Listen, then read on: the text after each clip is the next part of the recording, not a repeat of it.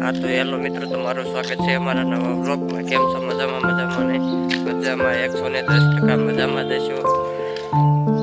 તો આજે અત્યારે અમે જઈ રહ્યા છીએ દૂધની થેલીઓ લેવા, કારણ કે જ્યાં દૂધ બંધાયું છે ત્યાં પૈસે દોવા નથી દીધું, એટલા માટે જઈ દૂધ લેવા અને મિની વ્લોગમાં પીધ્યા.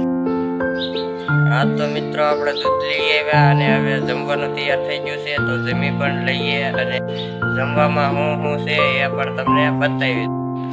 હા તે જમવામાં જો શાક છે, ગુવારનું શાક છે, પછી કેહોડાનું શાક છે, ઘઉંની રોટલી છે. તો આપણું ટિફિન પણ ભરાઈને તૈયાર થઈ ગયું છે.